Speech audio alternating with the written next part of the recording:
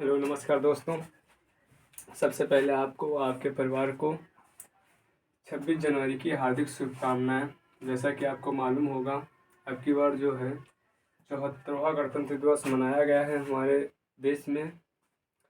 वो मालूम होना चाहिए, जो सबसे पहले बनाया गया था वो 26 जनवरी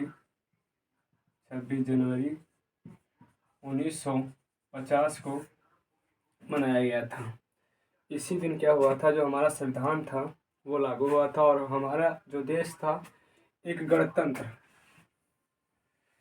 गणतंत्र देश के रूप में शामिल हो गया था।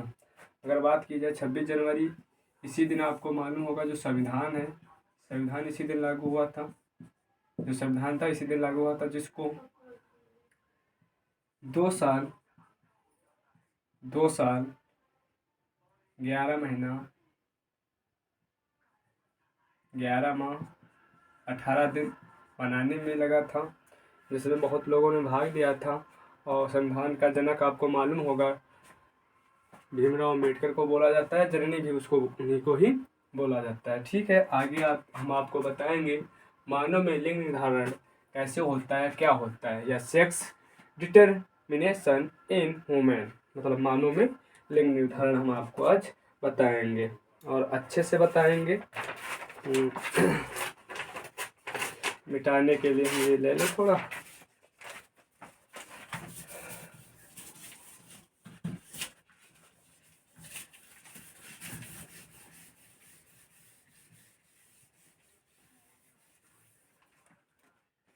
मानव में अगर मानव में लिंग निर्धारण होता है। अगर बात की जाए लिंग निर्धारण की, तो लिंग निर्धारण गुणसूत्र सिद्धांत के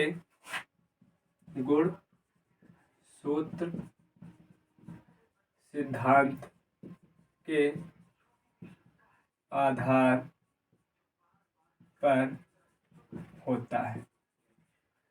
लिंग निर्धारण किसके सिद्धांत पे होता है? गुणसूत्र सिद्धांत पे होता है। इस सिद्धांत को सबसे पहले एक वैज्ञानिक हुए थे, मैकलंग ने प्रस्तुत किया था। कब प्रस्तुत किया था? 1902 में प्रस्तुत किया था। देखो, इस लिंग निर्धारण का मतलब क्या होता है? जो लैंगिक जनन, जिन जीवों में लैंगिक जनन होता है, उनमें जो नया जीव बनता है उसमें ये पता लगाया जाता है ये नर है या मादा।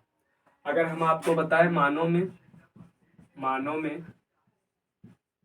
लिंग निर्धारण, तो मानव में जो लिंग निर्धारण होता है वो गुणसूत्रों के कारण ही होता है। मानव में अगर पूछे कि गुणसूत्रों की संख्या कितनी पाई जाती है, तो मानव में जो गुणसूत्र पाए जाते हैं, गुणसूत्र की संख्या 46, या इसी को 23 जोड़ी कहा जाता है, या इन्हीं को 2n बोला जाता है। इस n का मतलब होता है 23, n का मतलब 23 होता है, ये कहा जाता है। अब बात आती है जो मानव होते हैं, मानव में जो गुणसूत्र पाए जाते हैं, गुणसूत्र, ये 2 प्रकार के पाए जाते हैं। गुणसूत्र 2 प्रकार के पाए जाते हैं। कौन कौन से पाए जाते हैं? देखो, गुणसूत्र की संख्या कितनी होती है आपको बता दें। मानव के प्रत्येक कायिक जनन कोशिका में, ये जो होता है मानव की प्रत्येक कायिक जनन सेल में, मानव की प्रत्येक कायिक जनन सेल में गुणसूत्रों की संख्या कितनी होती है? 46। मानव में गुणसूत्र 2 प्रकार के होते हैं। नंबर 1 जो होते हैं आपको बताएं कायिक गुणसूत्र, या इन्हीं को बोला जाता है दैहिक, या इन्हीं को बोला जाता है समजात, या इंग्लिश में इन्हीं को बोला जाता है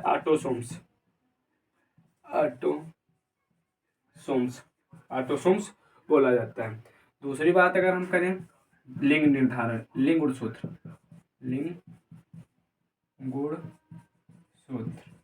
जिनको बोला जाता है इंग्लिश में सेक्स क्रोमोसोम,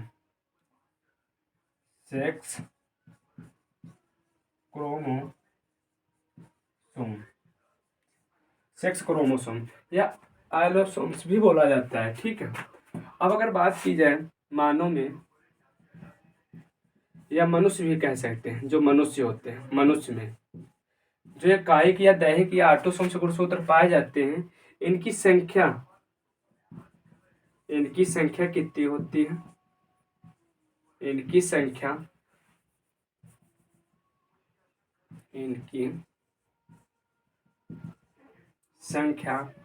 44 या 22 जोड़ी होती है। 22 जोड़ी होती है। आपसे पूछ सकते हैं कि मनुष्यों में कायिक गुणसूत्रों की संख्या या कायिक गुणसूत्र या ऑटोसोम्स की दैहिक गुणसूत्रों की संख्या कितनी होती है? तो 22 जोड़ी या 44 पाई जाती है। और आपको बता दें, ये मनुष्यों में जो कायिक गुणसूत्र पाए जाते हैं, ये नर व मादा में, नर व मादा में कहने का मतलब दोनों में बिल्कुल एक समान पाए जाते हैं, बिल्कुल एक समान पाए जाते हैं, एक समान पाए जाते हैं।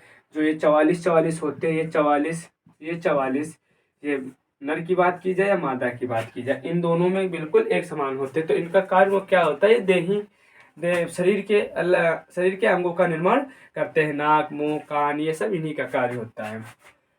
कायिक गुणसूत्र या दैहिक ऑटोसोम्स, इनकी संख्या कितनी होती है? तो 44 होती है या 22 जोड़ी होती है। नर व मादा में बिल्कुल एक समान होते हैं। अगर इधर बात की जाए तो ये जो मनुष्य में लिंग गुणसूत्रों की संख्या कितनी होती है? तो ये संख्या होती है 2। कितनी होती है? 2। और ये जो 2 होते हैं, ये नर व मादा में अलग अलग पाए जाते हैं, अलग अलग पाए जाते हैं। जैसे अगर हम नर की बात करें तो नर में पाए जाते हैं XY और मादा में आपको मालूम होगा XX पाए जाते हैं। तो यही ऐसे गुणसूत्र होते हैं जिनके कारण मानव में लिंग निर्धारण होता है। ये XY होता है, ये XX होता है। तो ये 2 पाए जाते हैं, या इनको एक जोड़ी भी कहा जाता है, एक जोड़ी। ठीक है, इनको एक जोड़ी कहा जाता है। अब देखो इसमें क्या होता है, मैं आपको बता दें। अब जैसे जब लिंग निर्धारण होता है, ठीक है, तो ये जब यहाँ पे युग्मक बनेगा, एक नाम सुना होगा आप लोगों ने, युग्मक।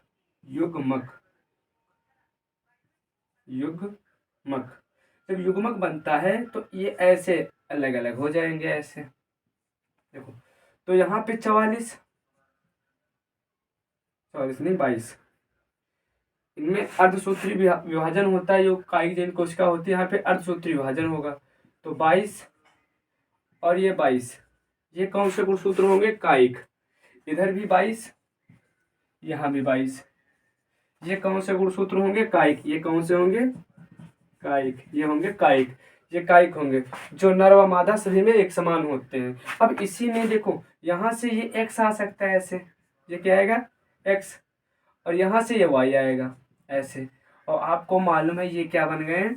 युग्मक। अगर नर में बनते हैं तो नर युग्मक, इधर ऐसे ही मादा में बनेंगे तो मादा युग्मक। अब आपको मालूम, यहाँ तो आपको मालूम X ही है, तो ये X बनाएंगे। यहाँ तो X ही है, तो ये X ही आएगा। तो ऐसे अगर बात की जाए, ये कितने हो जाएंगे? 23। ये भी कितने हो जाएंगे? 23। 22 1 23, और ये भी 22 1 23। ये ऐसे हो जाएंगे कि नहीं हो जाएंगे? अब ये जो है, अब इन्हीं के द्वारा क्या होता है? लिंग निर्धारण होता है। अगर ये क्या है? पिता है। ये क्या है? पिता। और ये क्या है? माता। अब डिपेंड यहाँ से करेगा। अगर ये वाला Y वाला जाता है, अगर मान लीजिए निषेचन क्रिया हो रही है, तो अगर ये वाला जा रहा है यहाँ पे, ये वाला कौन सा जाएगा? 22 + Y। और इधर से यहाँ से तो कोई भी आ सकता है, X ही होता है, कोई भी आए। अगर यहाँ से इधर से ये आ रहा है, यहाँ पे कौन सा आ रहा? 22 + X, मान लो ये वाला आ रहा है X। तो आप देख रहे होगे, ये 22 22 44 प्लस में एक ये X और ये Y, X Y, और ये X Y किसको दर्शाता है? ये X Y नर को दर्शाता है। तो यहाँ पे जो नई संतान बनेगी वो कौन सी बनेगी? नर बनेगी। कौन सी संतान बनेगी? नर बनेगी। ये आपको पता नहीं दिख रहा होगा कि नहीं दिख रहा होगा, ये हमको भी नहीं मालूम है। देखो हम ऊपर बताते हैं इसको।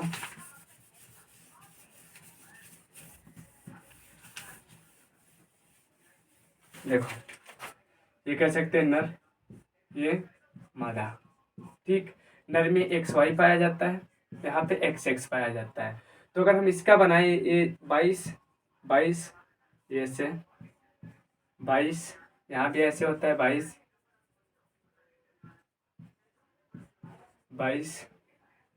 ये यहाँ से X, यहाँ से Y, यहाँ पर एक एक ये नर युग्मक बन गया, नर युग्मक बन गया।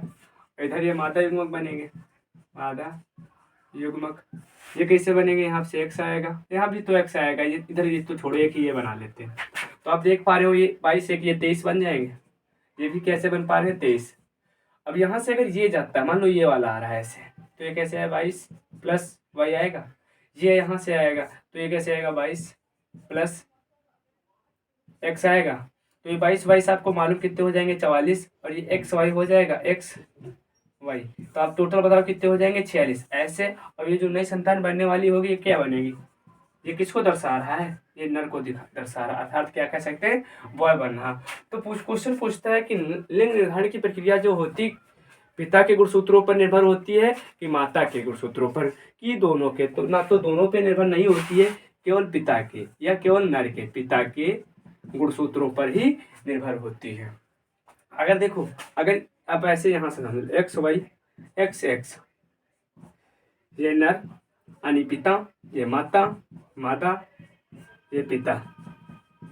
अगर यहाँ से X आएगा ऐसे XX मिलेंगे तो लड़की बनेगी, ये X ये मिलेंगे XY होगा तो लड़का बनेगा। यही खेल होता है, यही खेल होता है। तो आशा ये समझ में आया होगा आपको, आपके समस्त परिवार को हमारी ओर से गणतंत्र दिवस की हार्दिक शुभकामनाएं।